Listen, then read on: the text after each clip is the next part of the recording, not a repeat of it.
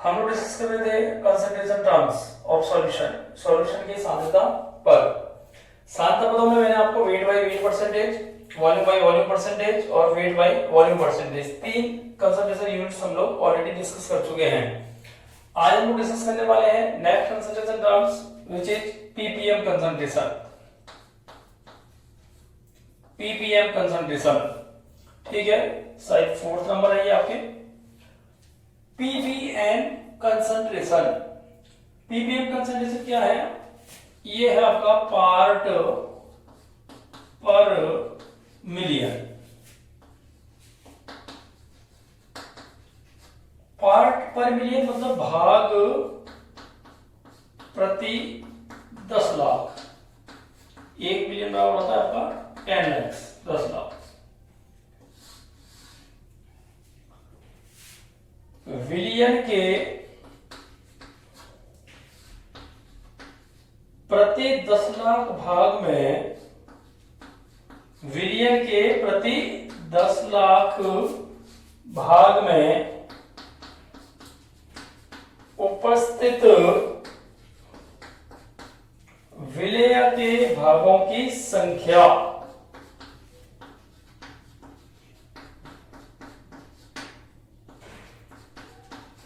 ये वाई मास हो सकते हैं, वाई वॉल्यूम हो सकते हैं या वेट बाई वॉल्यूम हो सकते हैं।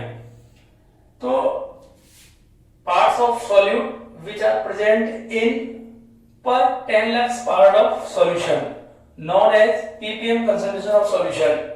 मतलब विलियन के प्रति 10 लाख भागों में विलेय के कितने पार्ट प्रेजेंट हैं वो उसकी पीपीएम कंसंट्रेशन कहलाती है।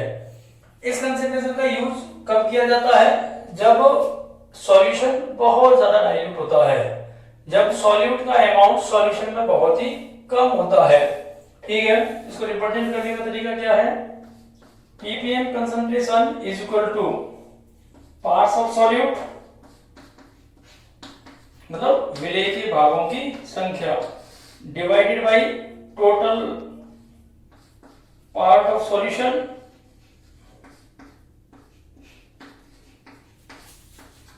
और मल्टीप्लाई विद 10 की पावर 6। ये 10 लाख है, 10 की पावर 6।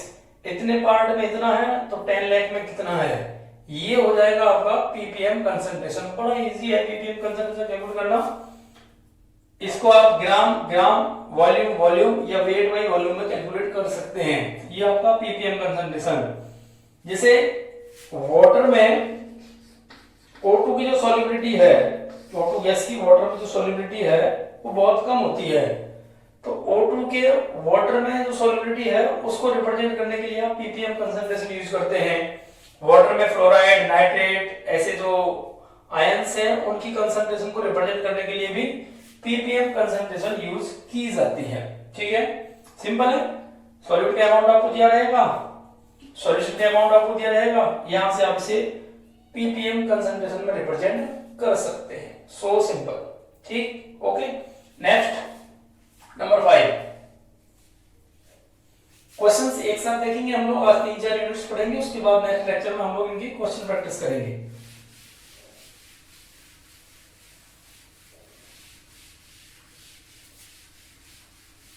नेक्स्ट है आपके number 5 mole fraction. Important unit है मोल फ्रैक्शन। हिंदी में बोलते हैं मोल भिन्न।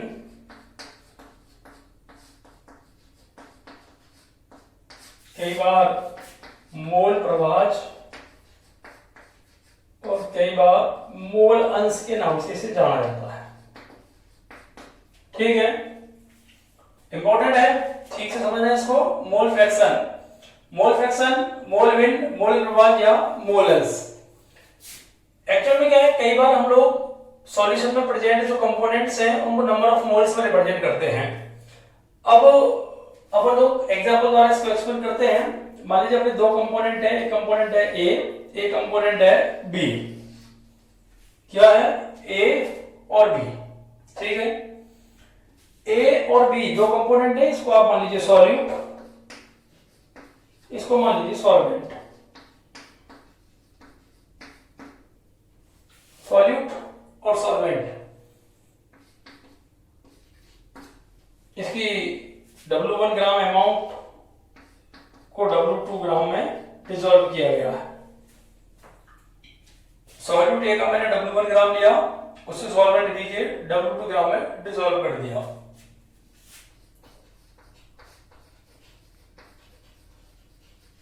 मोलर मास, इसका मोलर मास मैंने माना m1 है और इसका मोलर मास मैंने माना m2 है।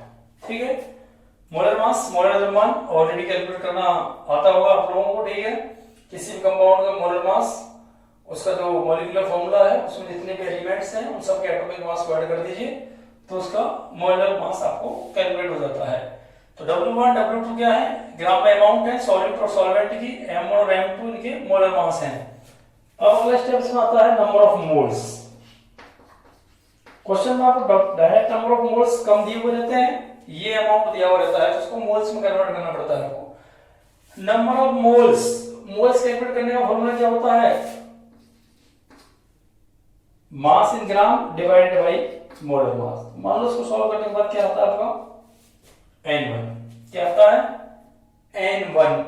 इधर जाइए, mass in gram divided by molar mass, क्या आ गया N2। कहने का मतलब है जो सॉल्यूशन आपने प्रिपेयर किया है उसमें कंपोनेंट A का मोल है N1 और कंपोनेंट B का मोल है N2। Total moles in solution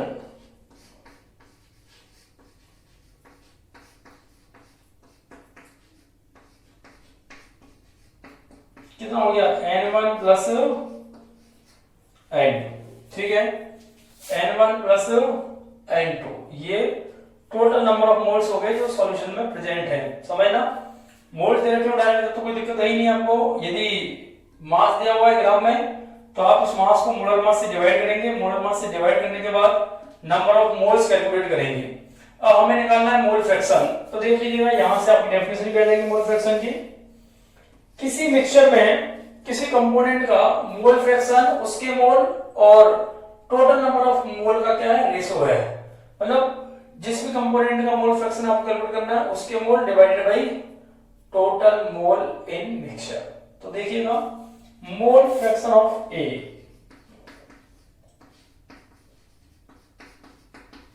mole fraction of A का मोल फ्रैक्शन, मोल अंश मोल प्रभाज इज इक्वल टू क्या आएगा, moles of A divided by total moles. Mole fraction को रिप्रेजेंट किया जाता है x से, तो हो जाएगा XA का मोल fraction is equal two moles of A कितने हैं N1, टोटल कितने हैं N1 प्लस N2। आया नहीं आया समझ में? मोल फ्रैक्शन ऑफ A का मोल फ्रैक्शन कैलकुलेट करना है तो moles of A divided by total moles, तो XA इज इक्वल टू क्या जाएगा N1 upon N1 plus N2। इसी टाइप से मोल फ्रैक्शन ऑफ B,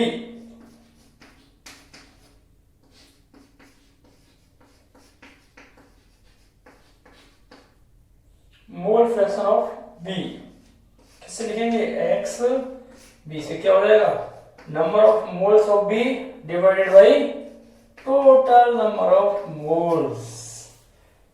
अगर एक से ज्यादा कंपोनेंट हो, दो से ज्यादा कंपोनेंट होते, मान लो एक कंपोनेंट A है, एक B है, C है, तो क्या होता, A का कैलकुलेट करना है तो A का मोल divided by N1 N2 N3 सबका एडिशन हो जाता। तो कहने का मतलब है कोई भी मिक्सचर दे रखा है, उस मिक्सचर में नंबर ऑफ कंपोनेंट्स 2 हो सकते हैं, 2 से ज्यादा हो सकते हैं।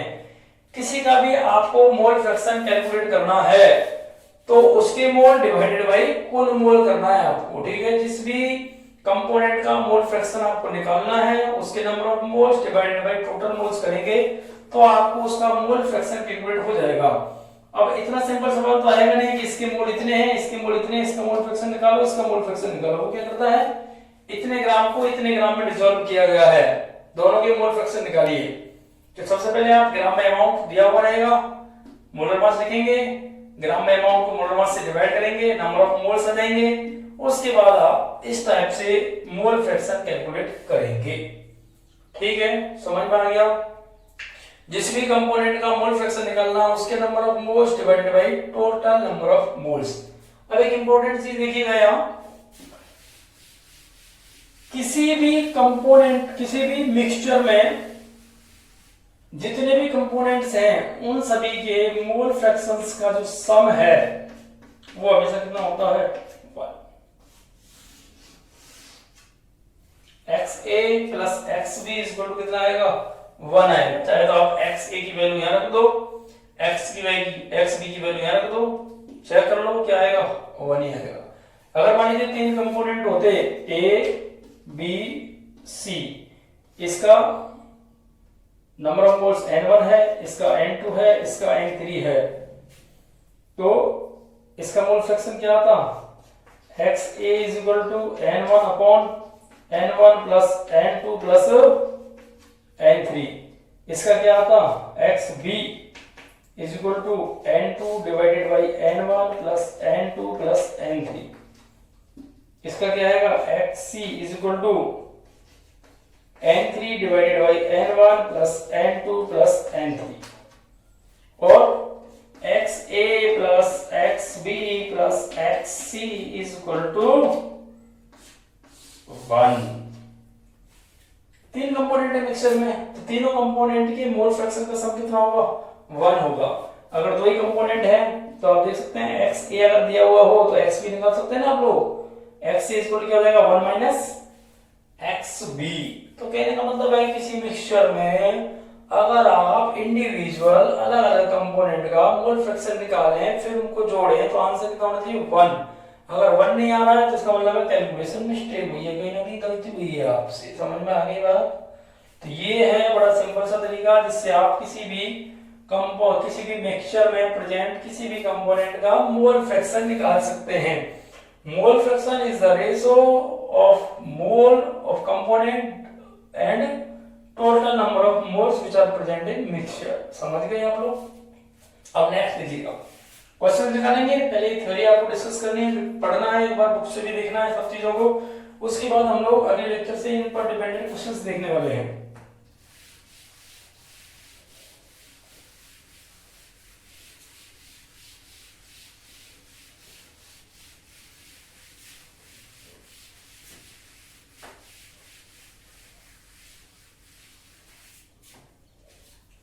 नेक्स्ट है नंबर 6, मोलैरिटी।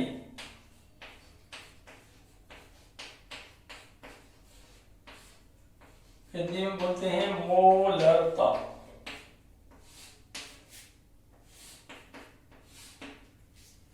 मोलरता, मोलैरिटी, ठीक है।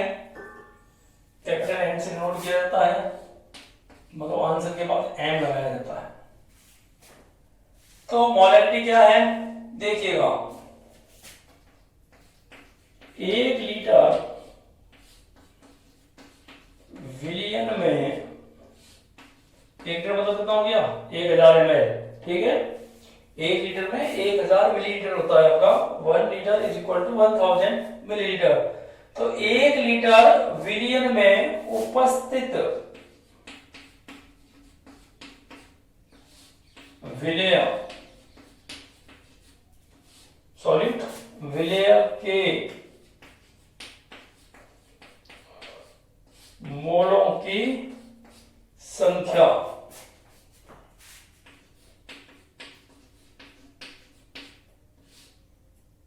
उस विलियन की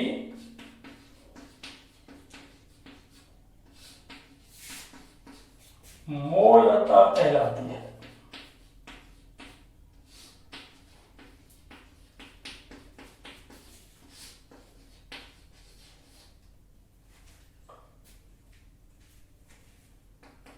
एक लीटर विलियन में उपस्थित विलेय के मोलों की संख्या उस विलियन की कहलाती है, मोलता कहलाती है। Number of moles of solute which are present in 1 litre of solution known as molarity of the solution, ठीक है। ये ऐसे भी बोल सकते हैं, molarity of solution is the number of moles of solute which is present in 1 litre of solution. मतलब अगर आपके पास कोई सॉल्यूशन है, आप उस सॉल्यूशन का 1 लीटर लें तो उस लीटर में सॉल्यूट के नंबर ऑफ मोल्स कितने हैं, मान लीजिए 2 मोल है तो मोलरिटी हो गई 2, 3 मोल है तो मोलरिटी हो गई 3। तो number of moles of solute which are present in 1 litre of solution, 1 litre विलयन में उपस्थित विलय के मोलों की संख्या विलयन की मोलरता कहलाएगी। इसका मतलब क्या हुआ, मोल पर लीटर हो गया ना, ये मोल पर लीटर मतलब 1 लीटर में उपस्थित मोलों की संख्या। तो ये हो गया आपका मोल पर लीटर, इसकी यूनिट हो गई जिसको आप कैपिटल एम से रिप्रेजेंट कर सकते हैं। ठीक है, अब देखिएगा फॉर्मूला वाइज अगर आप देखें तो मोलरिटी क्या आएगा, number of moles of solute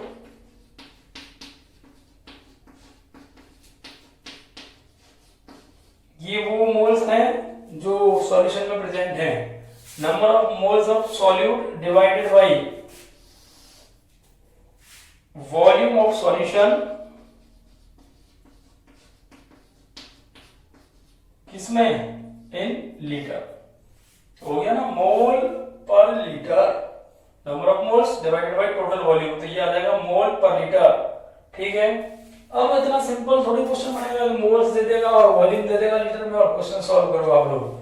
तो देखिए नंबर ऑफ मोल्स ना देकर के वो कई बार ग्राम में अमाउंट देता है।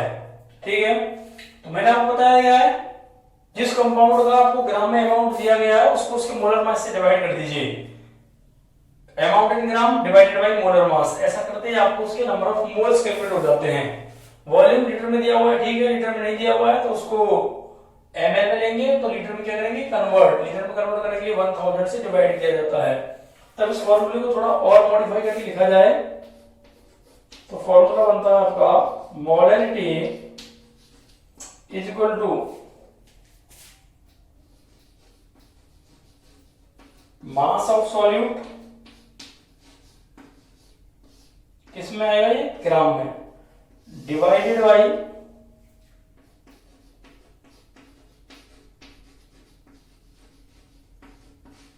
Molar mass of solute,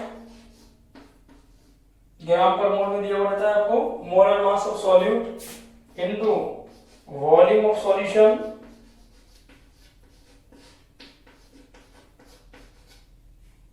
volume of solution ml में दिया हुआ है, मिलीलीटर में, लीटर में दिया हुआ है तो कोई दिक्कत है ही नहीं, ml में दिया हुआ है मिलीलीटर में, इसको लीटर में कन्वर्ट करने के लिए 1000 से डिवाइड करेंगे, 1000 का जाएगा ओवर इनटू 1000।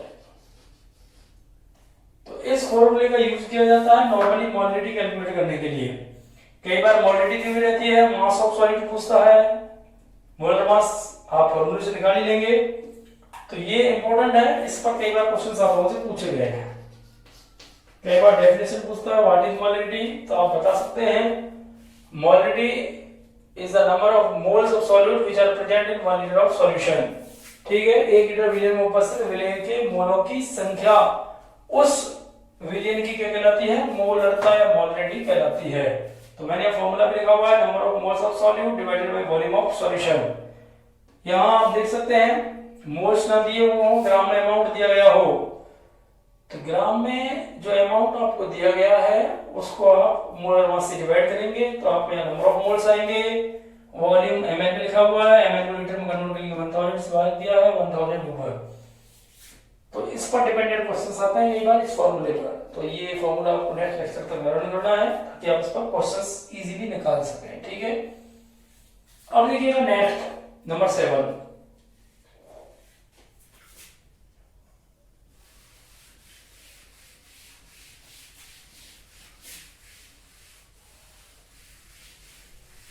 इंपॉर्टेंट है, सारी की सारी कंसंट्रेशन टर्म्स पूरी चैप्टर में रिपीट होती हैं तो ठीक से आपकी समझ में आना चाहिए।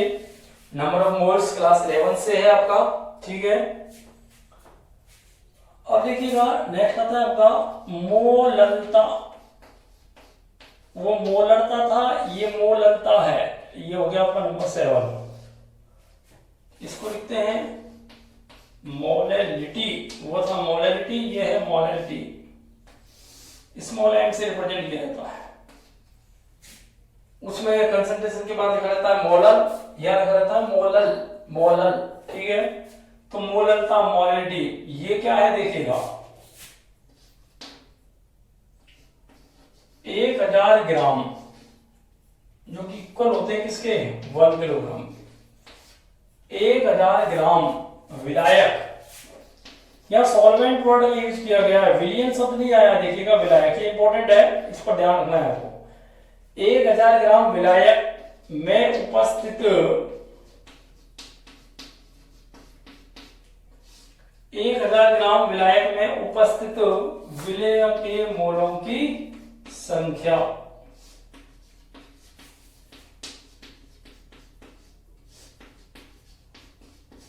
क्या कहलाती है उस विलयन की, मोललता कहलाती है। समझ में आया? 1000 ग्राम विलायक में उपस्थित विलेय के मोलों की संख्या उस विलयन की क्या कहलाती है, मोललता कहलाती है। ठीक है। Number of moles of solute which are present in 1000 gram of solvent. Solvent आएगा या सॉल्यूशन नहीं आएगा, इस बात का ध्यान रखना है। 1000 ग्राम आपने क्या लिया हुआ है, सॉल्वेंट। उस 1000 ग्राम सॉल्वेंट में number of moles of solute कितने हैं, वो उस सॉल्यूशन की क्या कहलाएगी, मोलैलिटी कहलाएगी। कैलकुलेट करने का सिंपल सा फॉर्मूला है, molality is equal to number of moles of solute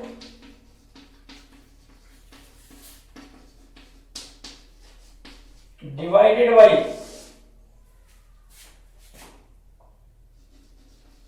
mass of solvent in gram multiply with 1000। Kilogram में दिया हुआ तो 1000 लिखने की जरूरत नहीं है आपको। ठीक है। तो number of moles of solute divided by mass of solvent in gram into 1000। इतने ग्राम में इतने मोल हैं, तो 1000 ग्राम में कितने मोल हैं। वापस से मोल्स दिए हुए हों जरूरी नहीं है, क्या देगा, ग्राम में अमाउंट। ग्राम में अमाउंट किस में कन्वर्ट करेंगे आप, मोल्स में। तो क्या फॉर्मूला आएगा, molality is equal to given mass of solute divided by molar mass of solute, molar mass of solute, विलेय की ग्राम में मात्रा, विलेय का मोलर द्रव्यमान इनटू वॉल्यूम ऑफ सॉल्वेंट, वो मास ऑफ सॉल्वेंट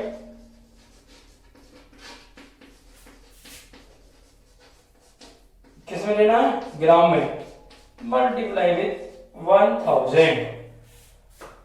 तो इससे आप मोलैलिटी कैलकुलेट कर सकते हैं। ठीक है।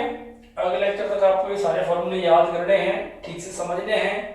नेक्स्ट लेक्चर में हम लोग इन सभी कंसंट्रेशन टर्म्स पर प्रॉब्लम सॉल्व करेंगे। ठीक है। हम देखिए प्रॉब्लम्स निकालेंगे, सवाल निकालेंगे जो एग्जाम से करके आप लोगों से डिस्कस किए जाते हैं। तो यहां तक पढ़ के रखना, बाकी अगले लेक्चर में। ठीक है। Okay, have a nice day.